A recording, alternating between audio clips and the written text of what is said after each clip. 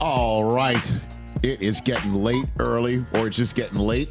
Dude. It's time for another edition of Overreaction Monday right here on the Rich Eisen Podcast Network or our YouTube channel. Good to see you, Chris Brockman. Hey, Rich. How are you, man? I am, in fact, Rich Eisen. I can confirm.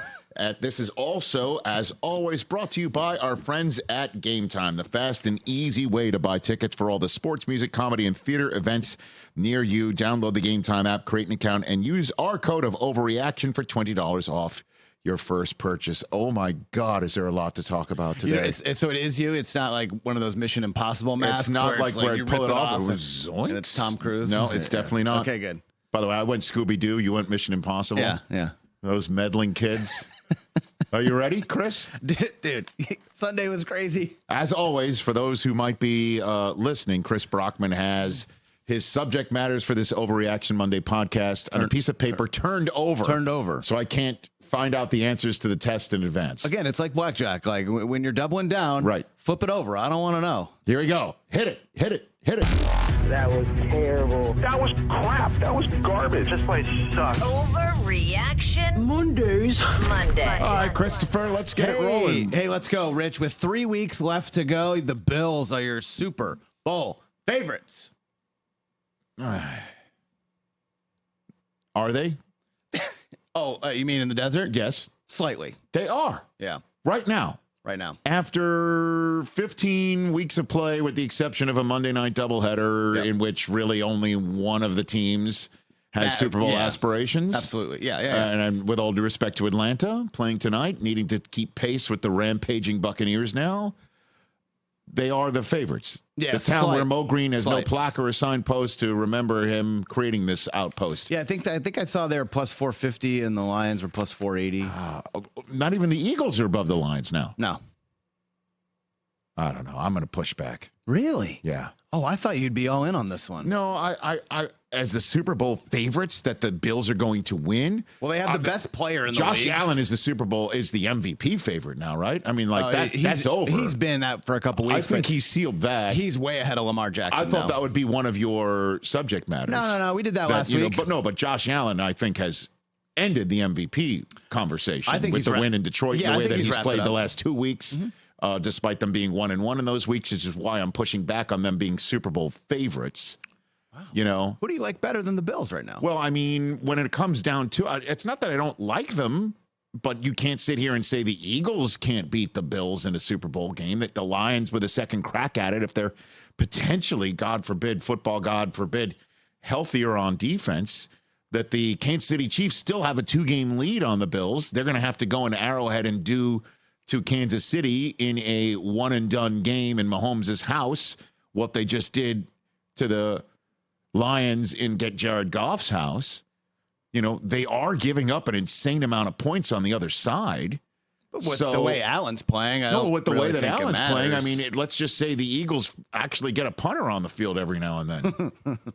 And then they go out there with Hurts and AJ Brown. The passing game's gone as a problem, don't you know? Oh, well. So I'm sure hold that thought. So I won't get too deep into it then. Hold it. We'll pin it. But I'll call this an overreaction for the moment that they're the favorites, that you can't sit here and say, guess what? The Ravens, I know what they did yesterday was against a Giants team that's got all sorts of trying to lose aerial problems, from drones over New Jersey and airplanes suggesting everyone get fired over the stadium. There's a lot going on. But in the air there. There's too many teams that have the ability to beat the Bills on any given Sunday. And we didn't even mention the Rams, the team that actually just did it. So the Rams are going to have to play Green Bay in the playoffs. The Bills are a Super Bowl favorite. Oh, not the. Correct. Oh, I'm pushing back on the article choice. You always have issue with the word the. Well, I mean, this is all about me parsing out our... I was making an Ohio State I understand joke. what you were doing. I planted a flag on that. Thank you. Long time ago. This is week 3 for me to start boasting again. I understand. Okay. Week 3 of 52. I got it. Wow. Oh, and then that regard, by the way, congratulations to Kyle McCord getting top 10 Heisman. How about that? Yeah. I want to know who's the person out there that voted him second. Let's do it. Somebody's saying, let's do it. You know, it's probably... Reveal yourself. Does the scrap metal pipe guy in Syracuse have a vote? That guy I have no who's idea. richer than everybody else Jeez. up there in Syracuse? So Does he have a Heisman vote? I don't know. I don't know. One Could it have second and could have been 7/3. Ryan Day, maybe, as an I'm sorry?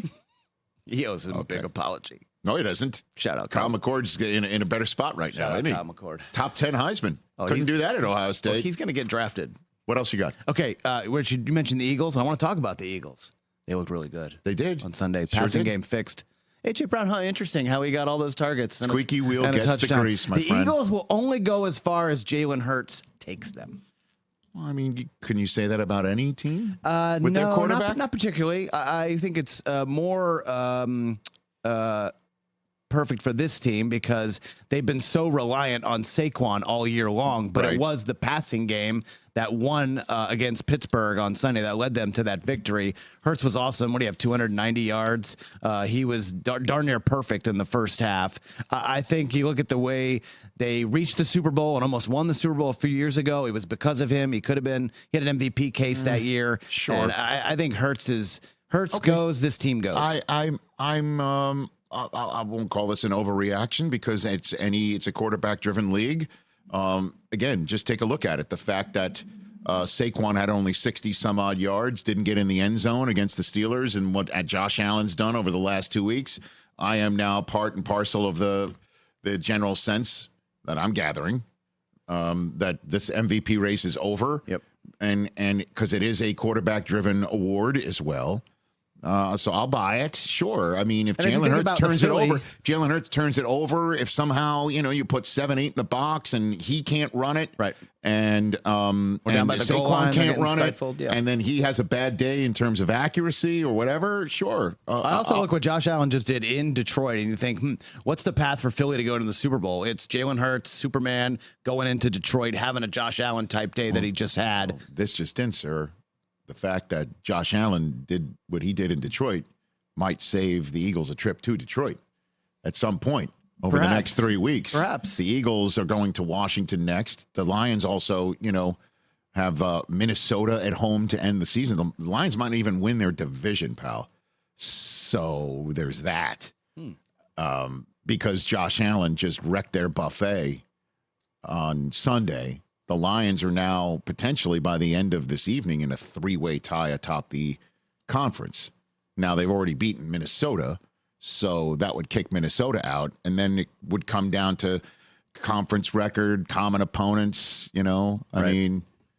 All the tiebreakers. Exactly. Yeah. And, Philadelphia going down to Tampa and losing there. How about that? Tampa's beating both the Lions and the Eagles. And if Tampa, they didn't man. have a midseason kind of slip up, they'd be in the running potentially for the top seed. Yeah. So, yeah, I mean, writ large, the Eagles Are finishing nicely. and I'm going to mention this on the flagship show today. So I'll give a little bit of a preview right here on the Overreaction pod. You must know families that on occasion have to really have recriminations with one another and maybe shouting matches with one another, or have to communicate with one another in what sounds like a very negative tone Right. in order to finally, once you get through all of that, come together as a closer knit family. And Sure, you of look at that course. family and go, why can't you just say you love each other to begin with? Because you clearly do, right? That's That's the Eagles. Philadelphia Eagles. Yeah. That's the Philadelphia Eagles. Yeah.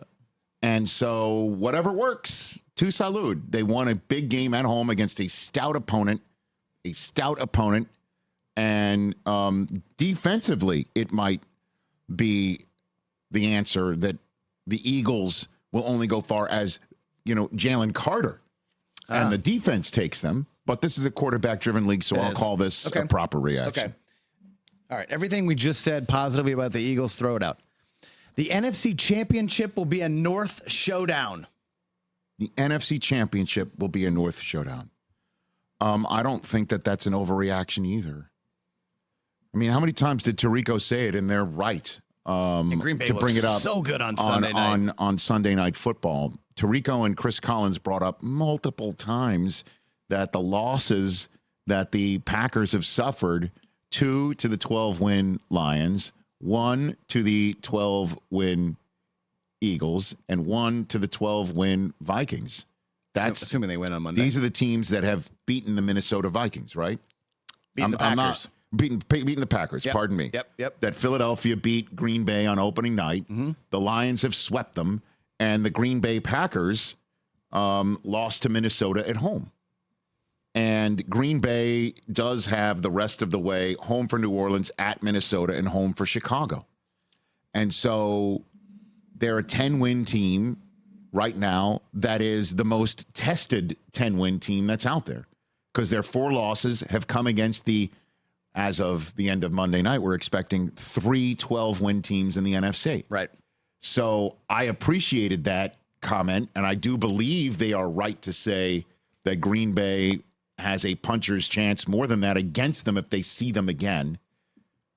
And Philadelphia is the only fly in that ointment.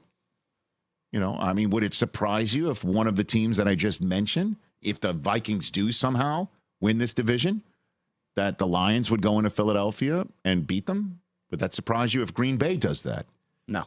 If Minnesota does that, would that surprise you? Just because it's Sam Darnold in his first playoff action like that? I don't know, man. He looks so good. So I will not. I know that this removes the Eagles from the equation. It does. And the Rams. And the Rams. Or the Bucks. Yep. Because why wouldn't Baker want to be able to plant his flag and take care of an NFC North team? Well, let's just say Detroit does win the division. That means Green Bay and there it is right there. So Minnesota 5, Green Bay 6, right? Minnesota would have to come to SoFi to take on the Rams. By the way, the Rams saved their season with a Thursday night win against the Vikings. Don't forget, going into that game, and if this is the playoff matchup that it does actually happen, you will be hearing that in the conversations media-wise leading up to it. Their season was on the line. Don't forget, the trade deadline was around the corner. They were talking about if they lost that game, Cooper Kupp would be sent out of town, right? Yeah, exactly. So, you put all that together, right, and it's entirely possible that the Rams win that game, right? Or not. And then you've got the Pack and the Bucks. That would be a heck of a game. Dude, this NFC playoff is going to be wild. I know Washington didn't look great on Sunday, but they still have 9 wins with winnable games, to finish the year. I think we can safely say but that altogether, though, it wouldn't be out of the realm to say the NFC Championship game would be part 3. And that was my point. Between any of those teams. Agreed. I don't think that's an overreaction. With all due respect to Philadelphia and everyone else. Well, with the exception of the first one, but 2 for 3. 2 for 3. Ain't bad. I think you're Didn't Meatloaf once say that? Well, he said it ain't bad. 2 out of 3. Okay. Meatloaf. That guy loved fantasy football. Rest in peace. Rich. Not an overreaction. That's proper. Man. Okay. Dallas just keeps winning. Cooper Rush, baby. Look at you. Mike McCarthy will be the Cowboys head coach in 2025. It is in the offing, pal. We thought this dude was getting fired a month ago, 6 weeks ago. I don't think this is an overreaction either. Hey, what a great spot for Belichick. He can go there. Nope. They're playing their asses off for him. Cooper Rush had 3 touchdowns. Cooper Rush might have won somebody a playoff matchup. On Sunday. They're playing their ass off under McCarthy. You got to give it up. They are. They really are. It's just Micah Parsons. Look, I mean, they're not communicating. They don't speak, obviously, but Micah Parsons was everywhere. Obviously, you'd want your head coach to be. You'd think he'd talk to the best defensive player. You'd think, right? I mean, if he is the modern day Lawrence Taylor, just quickly telling a story that Bill Belichick told on the NFL 100 all-time team show with Lawrence Taylor sitting at the desk with me, Belichick, Chris Collinsworth, and I believe, if I'm not mistaken, Ray Lewis was already out there on the set. That is cool. And Belichick told the story about how Lawrence Taylor was always late to meetings. And he told Parcells, hey, I just got to tell you, Lawrence was late to today's meeting. And Parcells' response was, why did you start the meeting without him? So you want your head coach to be plugged in to what makes your best defensive player tick. Yep. I hear you. I get it. But I mean, in this all-in season, it was so dreadful. I mean, Rico Dowdle has come on strong. He had 150 yards rushing. Yeah, he's been Carolina nice. is no slouch. This is, we've been saying that they are they're nobody's homecoming. They're the best 3-win team in the league. They threw Bryce Young back into Bryce Young 1.0. Yeah, they turned 2.0 back into the they didn't. It was a struggle for Bryce. The Cowboys didn't get the update on their phone. No, okay, no, with Bryce Young. No. So you've got to give it up. Now the question is, does that save his job? It's not one of those where he's got years left on his contract, and so Jerry doesn't want to pay the dead money, and he's going to go and keep him. No, you have to extend. You got to give him a new contract, deal, right? Which means he is going to be there. Like, you're not going to fire him in the middle of a contract. You are going to make this decision, and is that fine with your locker room? Is that fine with your? And it seems like it has to be. They're playing their asses off for him. I feel like he has a good rapport with Dak. Look, Dak's been out. Trayvon Diggs was out. So I think that kind of buys him a little Zach bit longer Martin's leash. Out. The guys who are out right now, that they're winning games, and had they actually not botched that punt against Cincinnati, we'd be having a much different conversation about the 7-7 Cowboys. You get a legit number 2 receiver to go with CD in the draft. We would be talking about how if the Eagles beat the Commanders and get them potentially one game closer to the Cowboys, who've got a very tough game at home against the Buccaneers, because the Cowboys have already beaten the Commanders. We'd be talking about Dallas having a path to the playoffs. Yeah, right now, it would be that storybook ending that we're referring to, and that's not on McCarthy. That the player that they elevated from IR for the first time in 2 months was just over aggressive and wanted to make a special teams play. So I don't think that is an overreaction. I think he's going to get like a 3-year deal after this year, and we're going to see Mike. Oh my God! And it's going to be lit on that day on this show. Yeah. Because the phone lines will be lit. Yeah. On the flagship show. Of course. Overreaction Monday is always brought to you by our friends at Game Time, which is focused on togetherness this holiday season. Means you can bring people together at live events. The experience is that much better. When you're going to a live event with your family, with your spouse, with your partner, with your kids, it's just that much better. Susie and Zan went to Swift Coover, thanks to Game Time. They'll never forget it. The photographs from the seats, the photographs that they're talking about. Xander's showing his friends. His friends are talking about it. We're talking about it with Zan. It's exactly what Game Time and the Game Time Picks curation that makes it easier to save more on sports, concert, comedy, and theater, etc. is all about this holiday season. Take the guesswork out of buying tickets right now with Game Time. Download the Game Time app, create an account, use our code OVERREACTION for $20 off your first purchase. Terms apply. Visit GameTime.co for restrictions. Again, create an account, redeem our code OVERREACTION for $20 off. Download Game Time today. What time is it? Game Time. All right, Chris, I'll be honest with you. I mean, I don't know if this pod is better when I agree with you, or it's just like that you're off your game, or I am. I don't know what it is. Well, but let's just see if we can make some halftime adjustments here. I think you're not going to like this one. Okay. Great self. The Bucks steamrolled Harbaugh and company at SoFi on Sunday. You're saying the Chargers are out? Chargers are going to charge a Rich, and they're going to miss the playoffs. Okay, pal. That ain't happening. Chargers are going to charge. Well, here's the issue, Chris. I know you want to sit here and say Chargers are going to charge her. Justin Herbert's just less than. Jim's superpower. Eventually, we'll find the. What was up with that defense yesterday, man? Well, I mean, they got Mayfield and Evans. It really was shocking. I was pretty stunned watching that game. It was shocking. I was not expecting that at all. Nope. Gerald McCoy was the only one on game day morning. He lone wolfed the Bucks, and we just thought he was just being a homer. And for a while, it looked like he was going to lose a peg against the rest of us. Mm-hmm. But no, the Chargers. I know you want to say that they're just going to fall apart like always, and Jim's superpower still can't overcome the kryptonite that is the lightning bolt. It's going to take a little while for Jim. Okay, no. Look, not that he hasn't done an awesome job this year. He has. Hold on, right here. The issue is the three teams that are trying to track him down are 2 games behind the Chargers. True. Okay. The Chargers are 8-6. The 3 teams that are sniffing it: Colts, Dolphins, Bengals.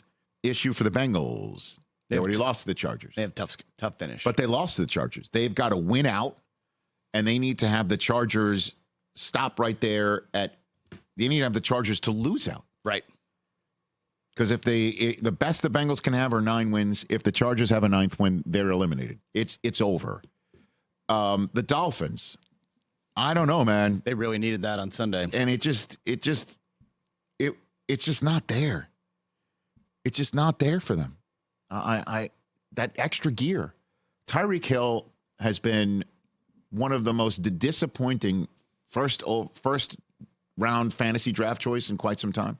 Yeah. Would you say?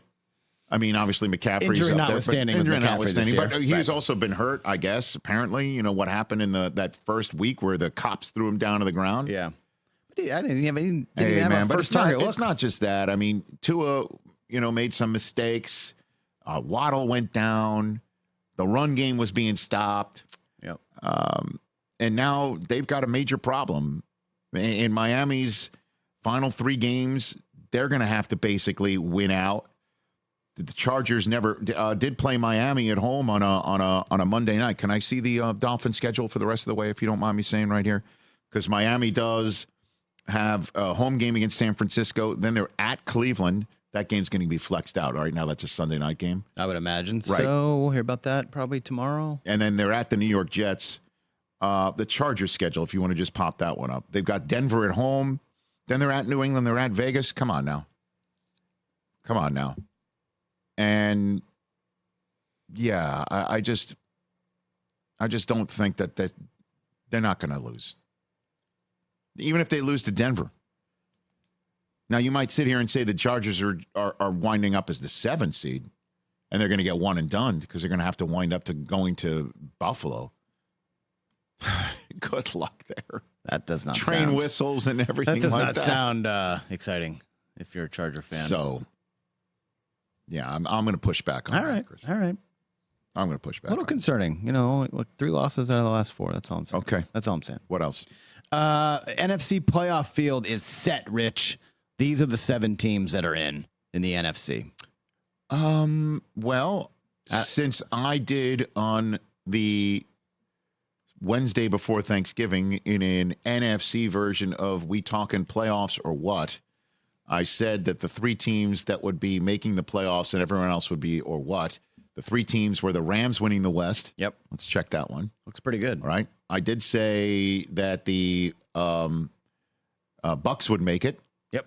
And that looks really good. We're not checking that because I said the Bucks would make it as the wild card, right, 7th seed, because the Commanders would lose significantly enough that the Bucks would catch them, and that the Falcons, because they were coming off the bye, coming off a couple losses, that they would win enough to win the division because they'd already swept the Bucks. And then I came back after that Thanksgiving week, after Atlanta got spanked by the Chargers at home, and said, screw that. Bucks are winning the division. The Commanders are making the playoffs. And sure enough, I think that's what they are smart. right now. I think that mulligan was smart. Right? And then you take a look at the rest of everything else. Seattle now potentially having a diminished Geno Smith or a fully go Sam Howell doesn't engender too much excitement in my mind. Arizona, to me, with a game at Carolina, a game at the Rams, and home against San Francisco, that's the team that would basically have to push the pedal to the metal and win their division over the Rams. So that Saturday game against the Rams will be potentially significant there because that division may come down to Los Angeles and Arizona. If you're just assuming that Seattle's remaining games at Baltimore, Seattle's remaining games home from Minnesota, at Chicago, and at the Rams with a diminished Geno Smith and potentially Sam Howell, I will say that that's not an overreaction. I think you're seeing the 7 that are going to make it, and we're just wondering on what the seeding's going to be. Right there. Seeding might be locked too, unless we. Well, although Atlanta winning on Monday 1 night, just one behind the Bucks. Right. All they got to do is that catch the Bucks. Things a little That's bit. I will peg that. Obviously, I would peg the Bucks losing the division and the Rams losing their division as the only ways that would flip it. I think the Commanders are in. Yeah, having 9 wins. Because the teams that we just mentioned, in order to make it, would have to win their divisions, which means the Commanders are safe. Right. What else? Rich, you mentioned the Seahawks. You mentioned Geno Smith. I don't like what I'm seeing. Seahawks are going to have a different starting quarterback next year. I don't know about that. Who would it be? Sam Darnold? That's kind of where I was pegging. Or they draft somebody and say we're going? Draft somebody, kind of wing it, but I think they should be all in on Sam Darnold. I'm unfamiliar with. I don't think this is Geno's walk season. They have an out after this year. They can't get out. I think you're on to something if potentially. they've capped out with him. I don't know. Listen, I mean, kudos right now to DK Metcalf for not going, like full AJ Brown in press conferences. Yeah, he has absolutely disappeared from this passing game. It's just been JSN for the last month or so. Disappeared from the Seahawks passing game. The chunk plays down the field where he would just beast mode somebody 40 yards down the field. I mean, I think he did it against New England, and that was it. Mm-hmm. That was like 2 months ago. I don't know what's going on. And could this be a Daniel Jones spot? That would be a tough sell in the Pacific Northwest, pal. That'd be a real tough sell. Still young, mobile. You're onto something that this is a conversation, but to be so declarative about it, I'll say this is an overreaction. This is an off-season conversation. I think you're front loading it. Sure. I think you're front loading it. For sure. Right now. Especially with the way it's kind of been finishing up. Okay. All right, last one before we get to our week 5 review. Mm-hmm. We talked about this last week, and I wanted to circle back because I had a better idea. Last week I said, hey, look, if Texas wants to win the Natty, they got to go arch throughout the playoffs. Okay. Quinn Ewers should enter the transfer portal, not declare for the draft. Enter the portal and go play for Belichick at UNC. Think about it. He's not going to be a first-round quarterback right now, okay? He still has some eligibility left. Bill suddenly goes to UNC. What does he need? He needs a quarterback. He needs a quarterback that knows how to play big games, big situations. Quinn Ewers wants to be the number 1 pick in the draft. Next year's quarterback class, what do we know about it? We know nothing right now. Belichick could get him number 1 pick in the draft. UNC makes the tournament, the playoff next year. Bill, I love this idea. Yeah, but is he like Ronnie Cycli? Like he's just going to keep on, like get his 5th, 6th year and keep going? Just one more. He's just going to play one more. He's going to play 1 year with Bill. He's also got to think about his draft. He's got to think about his pro career. Not everyone needs to be a first-round draft choice. Rich, he could make $3 million. He could make tons of money next year at UNC. Or he could start the clock, go into the National Football League and show that he can actually do it. But what, being a 2nd, 3rd-round pick? Yeah, why not? Or be a top 5 after you just took UNC Brock to the Purdy. playoff. Bro, ask Brock Purdy how it's looking for him right now. When he's... Well, half the fan base hates him and the other half wants to give him $60 million. Well, guess what? About the fan base doesn't matter to him as long as the fan base is Kyle Shanahan and John Lynch and Jed York and the market says what it is. He's 1 year closer because he wasn't a first-round draft choice. He's 1 year closer to that pot of gold. And you might not get drafted by some crap-ass team that's at the top of the draft, and you now start your clock towards making your gajillions because you're going to be Bill's guy? You don't want to learn under Bill and Josh McDaniels? What do you mean learn? I think he's got enough. Wait a minute. A lot of questions. But your I think whole on idea, though, is that we had Sark on our show, and he's not just going to pitch Quinn Ewers away and just start Arch. I mean, what if the kid wins the national championship?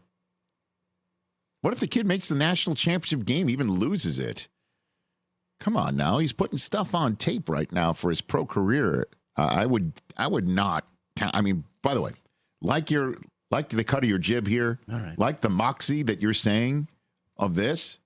Love that you're recruiting for Bill. Win-win for everybody. Is it? How's it a win for him? Like I said, he's now going to be It's a win. He could be a top 5 pick in the draft. How old is he? Look right now at Michael Penix. Look at Bo Nix. Michael Penix made the national championship game, and he's drafted by a team that basically is redshirting him right now, and he's damn near 25. So you got to get going. You're like Mona Lisa Vito. Your time clock is your clock is ticking. Nobody's talking about old Bo Nix is. It's talking about Bo Nix making the playoffs, being a first-round pick. So he's 1 year away from being a first-round pick because he needs to go learn under Bill. I mean, I don't know why you're making that seem like a bad thing. It's a bad thing because he's now years so you're going to make your $3 million now, but you're a year further away from potentially your $60 million per if you find the right spot and the right coach and the right opportunity in the NFL. You're just assuming he's not that kid yet. Maybe Purdy wasn't either. And all of a sudden, the fates were on his side. I wouldn't do that if I were him. Yeah. But go Heels. I get it. Go Heels. Okay. Chapel Bill. Are you going to start rooting for them when they're not rooting for Syracuse? Well, because of that? here's the deal. We're both in the ACC, but like how everyone became Bucks fans when Brady went to Tampa. I'll root for them. Let's talk Omaha Steaks a little bit here. We got the box, dude. The box comes to our house, and it's like a little bit of a party that we know at some point. So the other day, we took some of the Omaha Steaks out of the freezer. We thawed them in the fridge for 24 to 36. So you could see sort of the juices, in the package. Yep. And the fries too. Dude, the fries were unbelievable. And the steaks were amazing. We had the fillets. Yeah, you did. And they were great. The kids ate it up. Look at that plate right there. That looks so good. And by the way, this is what it looked like. It was awesome. And the fries were awesome. The steaks were great. The desserts are mouth-watering. And it's perfectly timed for this time of year for great gift packages. I'm serious. Like if somebody sent this to me for a gift package, the family would be flipping out. Kids would be flipping out. So give the gift of comfort and joy with Omaha Steaks right now for 50% off at omahasteaks.com. There's 50% off site-wide on unforgettable gifts and more. And for an extra $30 off, use the promo code Eisen at checkout. Minimum purchase and restrictions may apply. Visit omahasteaks.com, 50% off at OMAHA-steaks.com, an extra $30 off with the promo code of EISEN at checkout. Again, go to www.omahasteaks.com, 50% off site-wide on unforgettable gifts and more, and use that promo code Eisen at checkout for an extra $30 off. Thanks again to our friends and partners at Omaha Steaks. Now, we haven't done a future overreaction in a couple weeks because time's running out, and we decided, you know what, let's check on our work. Check our work. From 10 weeks prior. This has been a fun way to end the show last couple weeks. So now we're looking back at week 5. Yeah. Now that we're done at week 15. Yeah. What was the... This one was so bad. This one was so bad. You go the bad first, huh? Yeah, bad first, I guess. I don't know. This is just how it shook out. Yeah. I said the Bills' first few games were all a mirage, and they're not making the playoffs. All right. That's pretty bad. All right. Be careful. You're going to wind up on yet another Buffalo Bills social media reel. I know, right? So it means I'm on it, too. But hey, man, dude, that was bad. How does clinching the division with 5 weeks to go sound to you? In terms of way off? They're the favorite to win the Super Bowl right now. Week 5, you're like, mirage, ain't happening. Yeah. And then, snap cut to 10 weeks later, they're already clinched. What happened? What were they coming off of? Arizona, that home victory after Arizona took a big-time lead. Remember, they came back on it. Yeah. And then they went to Miami, destroyed Miami and Tua's season for quite a bit. They abused Jacksonville on a Monday night, abused them, and then wound up coming into, after that week 5, they lost at Baltimore and at Houston. Oh, right. So Yep. You said that just as their Monday night visit to Get Right New York Jets was right around the corner. So good job. Okay, great. Oh, by the way, and after that, they didn't lose all the way till they went on a nice little win streak. They didn't lose until the Rams. Yeah. So there you go. Okay, good job. I'm on it. What else? This one. Let's do the good. This one wasn't bad. This one was good. I said all 3 rookie quarterbacks are going to make the playoffs. 2 for 3. Jaden Daniels and Bo Nix. Not bad. I know. Way off on Caleb. Way off on Caleb, but you know what? Not Caleb's fault. Obviously, his coach got fired. Poor coaching. Yeah, that's what we're blaming. I was about to see Caleb in London when you said that. But they were, and they were 3-2, and about to go 4-2. About to go 4-2, and then they haven't won since. Unbelievable. And they're not going to win tonight. Okay, everybody. So that's Overreaction Monday. Susie Schuster and Amy Trask. Keep an eye and ear out for that on our YouTube channel and all podcast channels for the Rich Eisen Podcast Network. Today, they're recording instead of Tuesday after today's show. Jamie Erdahl from Good Morning Football will be their in-studio guest with Susie Schuster and Amy Trask on What the Football. No Contest Wrestling on Wednesday. Jim Jackson Pod on Thursday. For Chris, I'm Rich. That's Overreaction Monday. Peace out. Catch the Rich Eisen Show every single day on the Roku Channel, 12 to 3 Eastern, for free.